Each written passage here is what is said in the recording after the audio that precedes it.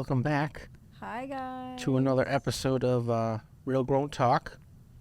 My name is Ari, aka Ariel Limas. I'm a loan officer here at Loan Depot. You got the Real Grown Talk signage back there. I'm here with the amazing Ashley Santiago. Ashley Santiago. Good to see you guys again. Yeah, pretty exciting. If you guys are paying attention, I am wearing the same shirt as last time, so please forgive me on that one. That's so funny because when I got dressed today, I went and I looked back at our old videos to make sure I haven't worn this shirt yet. Yeah, I did that and then I realized that I'm wearing the same shirt. As last But time. I put a hat on because I'm repping the Boston Celtics who are playing at this moment. So go Celtics. Let's go. But what we wanted to talk about today was Yeah. So I went away to Houston, took a little trip with my girls. Girls trip. Met up with my cousins out there. And actually, shout out to Amy Lynn and Lindsey, by the way. May you guys watch. So Lindsey actually asked me when we're out there, she's like, my aunt told me that she wants to use her equity. And she asked me, like, what does that mean? And does she have to pay it back?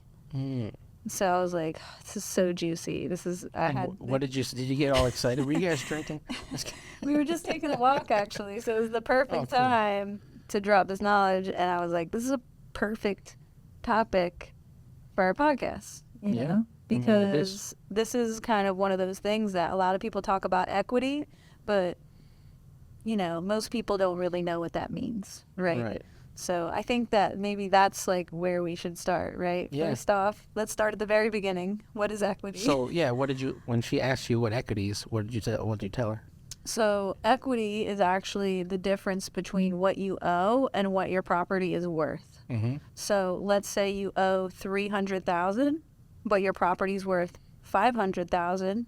You now have $200,000 of positive equity. Which is amazing. Yeah. And how can we use that $200,000 to your benefit? We can do a lot of things. You can do what's called a HELOC. It's a home equity line of credit that you can take out. You can use that for, maybe you want to go buy another property, or you want to do some renovations in your house, or you want to pay off some debt. Yeah. You can do that. And it's like a revolving debt essentially of that line of credit. So you can use about as much as you want, as much as you're qualified for when you take it out. Right. Or you can just kind of let it sit there for, a rainy day. Yeah, HELOCs are the best because you're borrowing against the property that you already own. So you can really use that to your advantage, and in my opinion is one of the best ways that you can use your equity. In this scenario, you do have to pay it back. You will have a monthly payment depending on whatever your terms are of your open line of credit.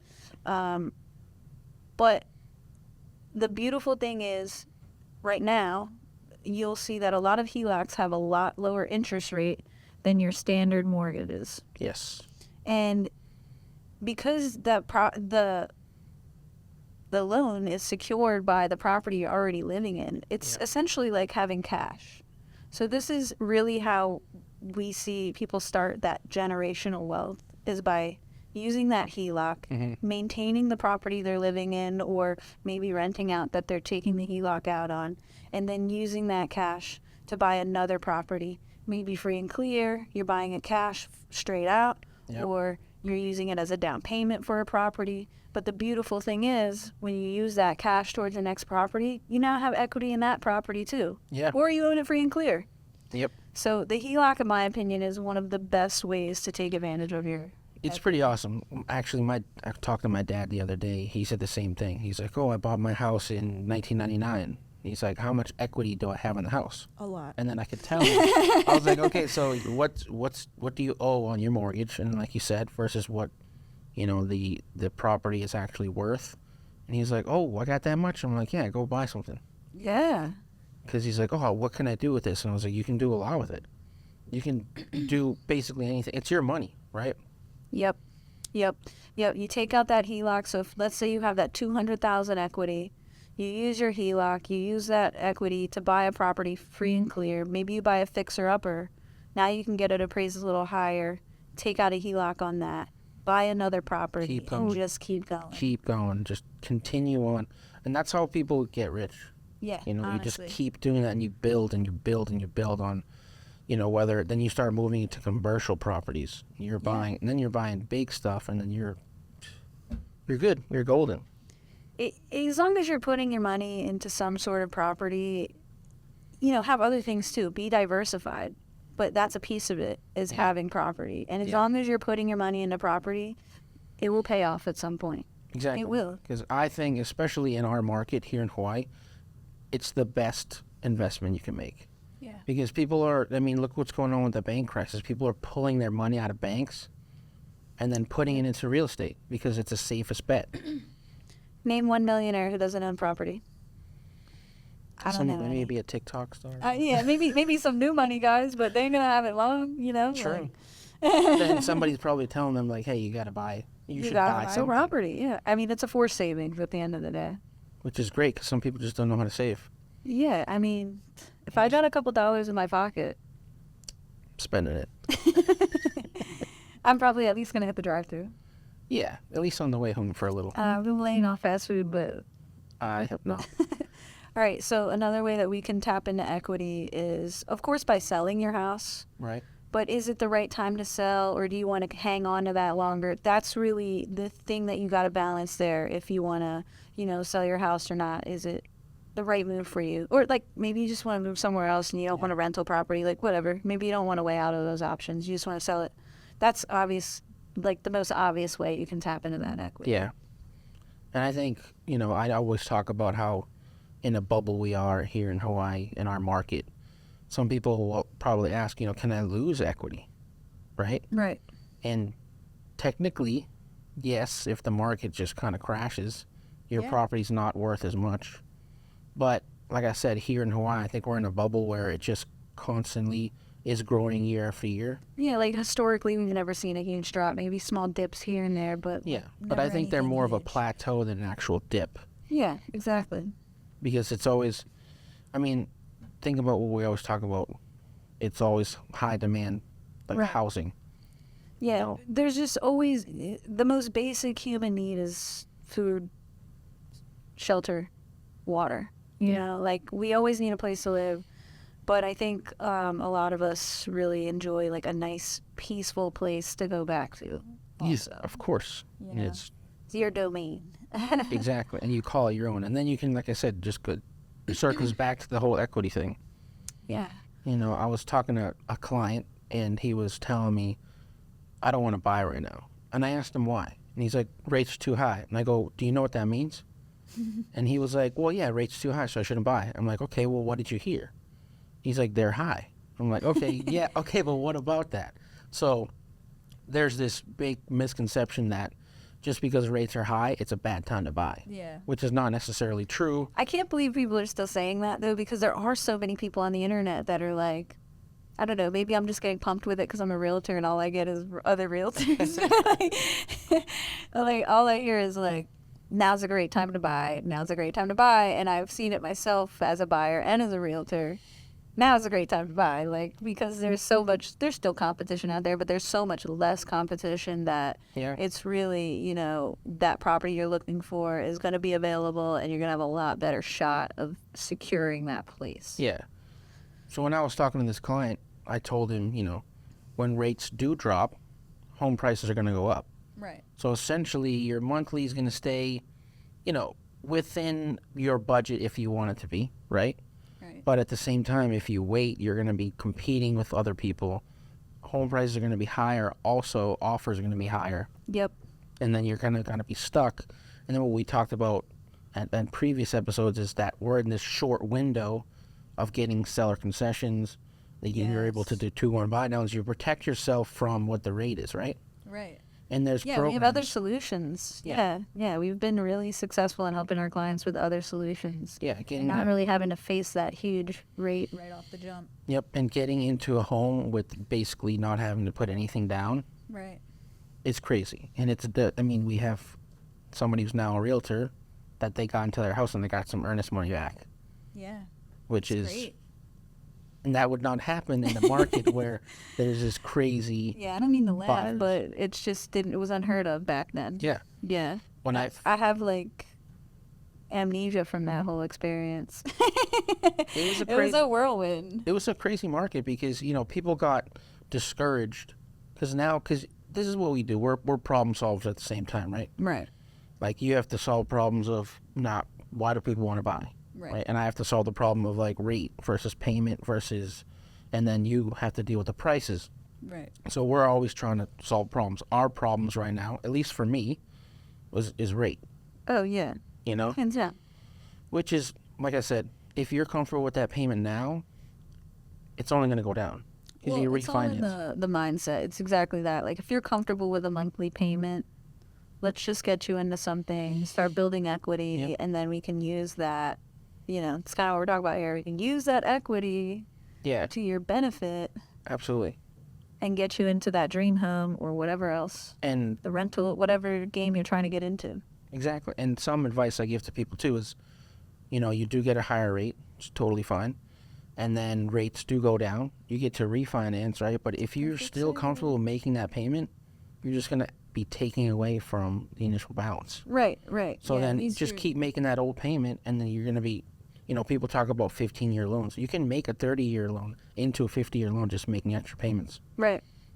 So I tell people, even some people's loan products you were telling me, I learned this a while ago, but I love sharing it with people. If you just make 2 payments a month, you cut down your loan payments. Yeah. I mean, up to, upwards of 10 years. I mean, the more you put, obviously, it's... Right. That's pretty cool. Which people don't really realize that. Yeah. You really could be cutting down your term by paying more than just your minimum payment every month. Exactly. And let's just say you do, you get that rate and then you get a raise. And then you're like, okay, you're even more comfortable with that payment. You get to refi. And you keep making that payment. Same high payment. It's the same thing. And it's refinance, which is the perfect segue into another way to tap into your equity. Refinancing. Yeah. So you could refinance, so let's say you owe $300,000 on that house that's worth $500,000. You could essentially refinance your property. You're basically starting your loan over again at that higher amount. Now, whatever the current rate is. So maybe right now is not a great time to refinance for you, but when we see a dip in rates, it might be, depending on what you have going on and how you want to use your equity. Absolutely. And you can also shorten your term as well. Yeah. It's like getting a whole new loan for your property all over again. So you really have a chance to change your complete terms of what you currently have, rate, years, everything. It really just depends on what product you want to move towards for your next loan. Mm-hmm. But that is another way that you can tap into your equity. Yeah. And then refinancing when the lower rates, you can do cash out refinances. Yeah. But then again, that is more of a case-to-case basis. If somebody wants to do a cash out versus a HELOC, what do you need the cash for? Is it a better idea to get a HELOC? Yeah. It's always, like, if you're looking at any of these options, I would suggest to call your real estate team and weigh your options and see what's more beneficial for you and for whatever your goals are. Absolutely. And again, like, you have to remember that any of these financing options are always going to be pending the value of your house and what you currently owe on it. Yeah. All of those numbers are always going to be looking at that. And they're also going to look at, pretty much the same thing you're going to need when you're getting a new mortgage. All of those same credit, like the documents that you need for the income, and they're going to pull your credit, and you have to have that credit worthiness, and your debt to income is going to be looked at, all of that stuff all over again. Yeah, so even another thing that I also do with clients is if they do buy and their credit's a little lower and they had to get a higher rate because of their credit worthiness, when we go to refi when the rates are lower, I give you a credit building plan. Right. So that not only are the rates lower, but your credit's better, so now you can get a better rate because in 2 ways. So it's just telling people, kind of coaching people on what the future is going to be. That's what we always talk about. We want to educate people. We want to help people get that generational wealth, just to continue to grow, your portfolio in terms of owning real estate and just being able to use that opportunity. I always tell people, owning a home here in Hawaii opens so many doors. For real. You can do anything. Yep. Yep, and like just I mean I can't say enough. Like rent is just so high here.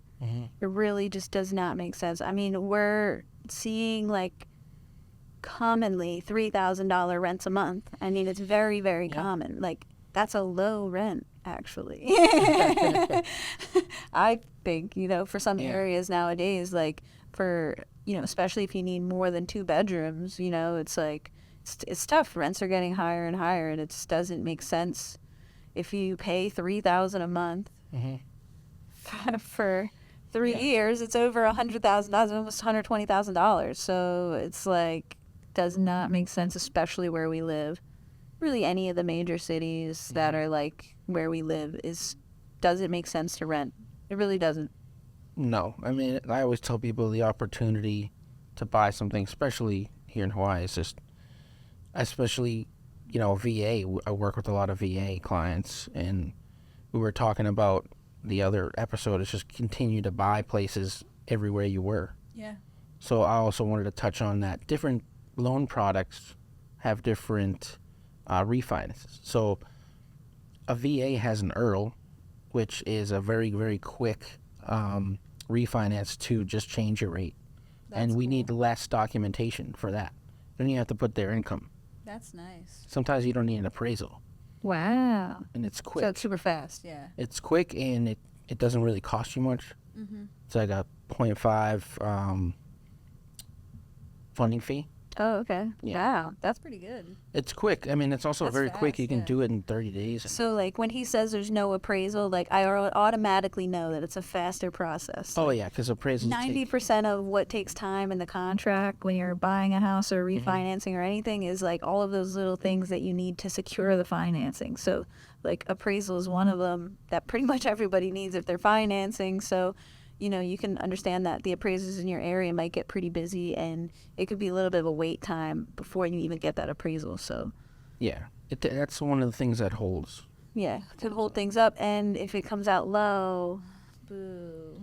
But there's ways, I wouldn't say around it, but there's ways to combat it, Yeah. with the reconsiderations of value for certain loan products. And you can even do it for commercial loan, Pretty cool. but just getting that. The one thing about appraisal is that it is still one person's opinion, so we never know what we're going to get. Sometimes you can get something totally unexpected no matter how many comparisons you've looked at and what you think it might come out at.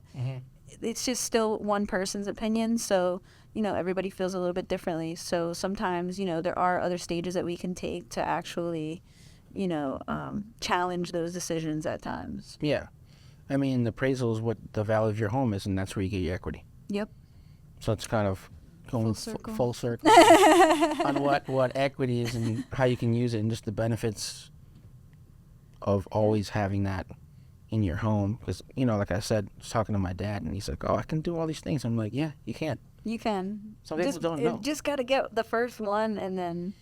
And then get the next one, that the next one, get the next one, and then you're a millionaire. Yeah. Hopefully everyone who watches this channel turns into a millionaire. That would be awesome. You're a millionaire. I think You're you get a millionaire. You're a millionaire. You should get like a small cut, maybe. If they're generous enough. As long as we're all at the top together, that's all that I care. I like that. I like that. All right. Cool. That was a really fun one. Yeah. Thanks, Lindsey, for the inspiration. Yeah. Thanks for my dad for not knowing anything. Thanks, Just kidding. Ari's dad. He knows stuff. He knows stuff. I'm just kidding. All right. Bye, guys. Peace.